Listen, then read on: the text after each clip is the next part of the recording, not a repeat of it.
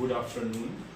My name is Abhishek Kumar, and first of all, let me introduce myself. So, I have completed my graduation from VIT Vellore campus, and I have been teaching chemistry for foundation division for more than 5 years. And today we are going to discuss a very important topic in chemistry, that is mole concept. It comes in third chapter of class 9 CBSE chemistry atoms and molecule. तो हम लोग आज mole concept को study करेंगे और देखेंगे कि mole concept क्या होता है। ठीक है, मोल क्या होता है एक्चुअली में। तो अगर हम लोग बात करें व्हाट इज ए मोल, तो मोल क्या है? Mole it is a counting number. अगर हम लोग बात करें वन मोल किसके इक्वल होता है, तो वन मोल की हम लोग बात करें तो वन मोल आपका जिस नंबर के इक्वल होता है वो नंबर पहले मैं यहाँ पे राइट डाउन करता हूँ।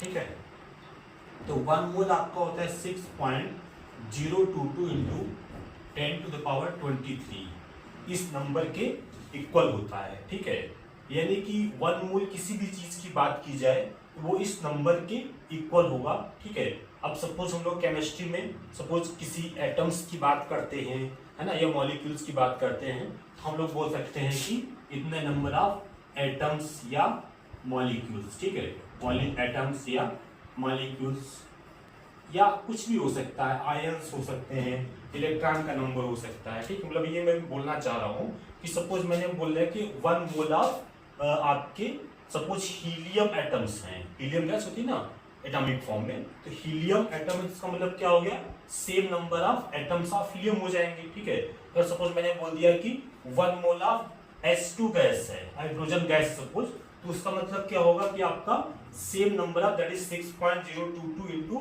10⁻23 मॉलिक्यूल्स ऑफ H2 गैस हो जाएंगे, है ना। समझ रहे हो बात को? तो ये सिंपल सी चीज है, मैं लिख भी देता हूँ। ऐसे मैं यहाँ पे बात करूँ कि आपका one mole of suppose H2 gas है ना, तो H2 गैस का मतलब बेटा क्या है कि मॉलिक्यूल, है ना। तो वन मोल H2 गैस का मतलब क्या होगा? आपका same number of that is 6.022 into 10⁻23 और H2 क्या है? एक मॉलिक्यूल है, तो मॉलिक्यूल्स हो जाएंगे H2 गैस की, molecules of hydrogen gas H2 gas. ठीक है, तो आपको ये चीज समझ में आ गई होगी कि मोल एक काउंटिंग नंबर होता है। ठीक है, अच्छा यहाँ पे आप ध्यान दो कि ये नंबर है ना, इसको हम लोग NA सिंबल से डिनोट करते हैं। ठीक है, किसे डिनोट करते हैं बेटे? NA सिंबल से डिनोट करते हैं। यहाँ पे देखो एक मिनट, ऐसे लिख सकते हैं NA।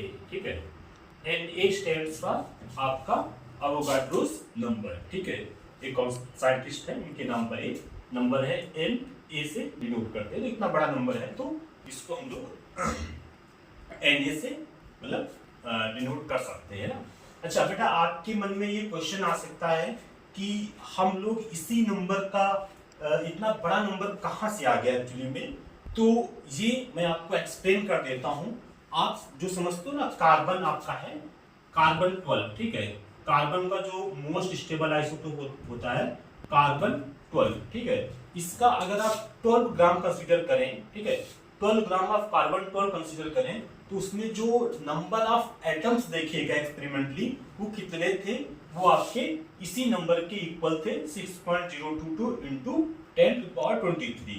इसी वजह से इस नंबर को as a one mole assign किया गया है। ठीक है ना, तो आप आई थिंक इस चीज को समझ चुके हैं कि ये नंबर किसके इक्वल होता है और साथ में इस नंबर को हम लोग मतलब कैसे लेके आए।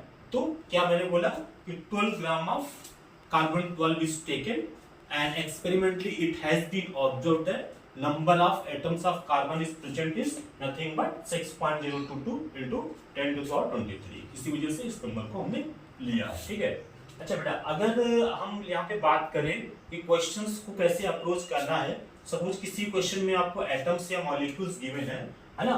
लेट्स से आप क्या कर रहे हैं कि जैसे आपसे मैंने बोला कि आपको सपोज दैट, यहाँ पे मैं इस मात्रा को चेंज करता हूँ, सपोज दैट आपसे बोला गया कि सपोज दैट ओजोन गैस है, O3 गैस है, और इसके आपके पास में कितने मॉलिक्यूल्स हैं? Let's say 18.066 into 10 to the power 24, ठीक है। ये ओजोन गैस के नंबर ऑफ क्या गिवन है बेटा, मॉलिक्यूल्स गिवन है, ठीक है, नंबर ऑफ मॉलिक्यूल्स गिवन है ना। अब आपसे सपोज क्वेश्चन में पूछ लेता है कि आप यहाँ पे इसके मोल्स कैलकुलेट करो, कितने मोल्स होंगे, ठीक है।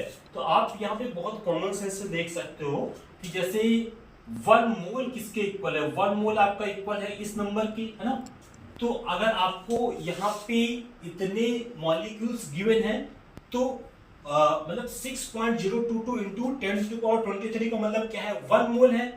तो आप नेचुरली क्या करेंगे, अभी मैं फॉर्मूला बता दूंगा, नेचुरली क्या करेंगे कि इस नंबर को आप डिवाइड कर देंगे, यानी 18.066 into 10 to the power 24 divide by क्या करेंगे 6.022 इंटू 10 टू द पावर 23, ठीक है। ये कर लेंगे तो आपके मोल्स आ जाएंगे ओजोन गैस के। यहाँ पे मैंने कुछ ऐसा डेटा लिया है कि जो आपका वैल्यू आएगी वो कट जाएगी, तो यहाँ से सॉल्व करके ये 30 आ जाएगा, 10 पावर 23 है, ये 24 है तो 10 आएगा, 3 इंटू 10 30 आ जाएगा, ठीक है बेटा। तो देखो अब क्वेश्चंस में आप लोग कैसे करेंगे कि नंबर ऑफ मोल्स निकालने, तो उस केस में आपको थोड़ा सोचना आसान करने के लिए मैं क्या करता हूँ, आपको सीधा फॉर्मूला बता देता हूँ, ठीक है। कैसे फॉर्मूला आपका आया वही बताता हूँ। तो जैसे आपको नंबर ऑफ मोल्स निकालने हैं बच्चे, नंबर ऑफ मोल्स निकालने हैं, तो आप क्या करेंगे, स्मॉल एल से डिनोट करते हैं उसको, तो ये क्या हो जाएगा, जो भी आपका एटम्स या मॉलिक्यूल्स गिवन हो डिवाइड बाय क्या कर देंगे, डिवाइड बाय आप यही अवोगाड्रो नंबर 6.022 इंटू 10 पावर 23 इससे डिवाइड कर देंगे, ठीक है। इस फॉर्मूले को अपनी कॉपी में नोट डाउन कर सकते हो, इसका यूज कर सकते हैं, जहां पे n क्या है, n आपका जो भी नंबर ऑफ एटम्स दिए जाए या मॉलिक्यूल्स दिए जाए, नंबर ऑफ एटम्स हो सकता है या मॉलिक्यूल्स हो सकता है, कुछ भी हो सकता है। और यहाँ पे Na क्या है आपका अवोगाड्रोस नंबर है, इसको लिख सकते हैं 6.022 इंटू 10 टू द पावर 23, ठीक है ना बेटा। तो इसका यूज कर सकते हो। कहां से आया है, सिंपल सी बात है कि 1 मोल आपका क्या है, इस नंबर के इक्वल है ना, 6.022 इंटू 10 की पावर 23, तो 2 मोल्स क्या होगा, 2 टाइम्स ऑफ दिस नंबर, 3 मोल क्या होगा, 3 टाइम्स ऑफ दिस नंबर, है ना। तो इस तरह से अब आप अंडरस्टैंड कर सकते हैं अपने आप से, तो कोई बड़ी चीज नहीं है। तो मोल एज ए काउंटिंग नंबर हम लोग कैसे देखते हैं, वो चीज आई थिंक आपको समझ में आ गई होगी, ठीक है। अच्छा, यहाँ पे बेटा सपोज आपसे कोई ऐसे पूछ दे कि जैसे मैंने यही लिया था आपका, और इसमें आपसे ये कोई बोल दे कि आपका कितने ऑक्सीजन के एटम्स हैं, मतलब ओजोन के यहाँ पे इन्होंने मॉलिक्यूल्स गिवन है, कॉमन सेंस की बात कर रहे हैं, तो ऑक्सीजन के एटम्स पूछ दे इस सैंपल में ऑक्सीजन के कितने एटम्स हम होंगे, ठीक है। तो आप देखो बहुत ही बेसिक क्वेश्चन है, बच्चे थोड़ा कंफ्यूज हो जाते हैं, लेकिन आप सिंपली सोचेंगे जैसे इसमें देखो आप ओजोन गैस है आपकी, ठीक है, तो इसमें आपका O3, ठीक है, यानी एक मॉलिक्यूल में O3 का एक मॉलिक्यूल है, उसमें ऑक्सीजन के कितने एटम्स हैं बच्चे, ऑक्सीजन के आपके 3 एटम्स हैं, 3 O एटम्स हैं, है ना।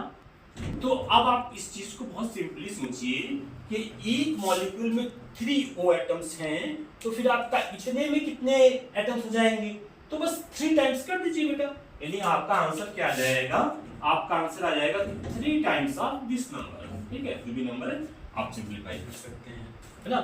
So that's it about the mole, हमने ब्रीफ इंट्रोडक्शन दिया, ठीक है। मौका मिलेगा तो आगे हम लोग डिस्कस करेंगे, मोल में बहुत सारी चीजें हैं उसको पढ़ेंगे, ठीक है। तो thank you so much for watching the video, see you.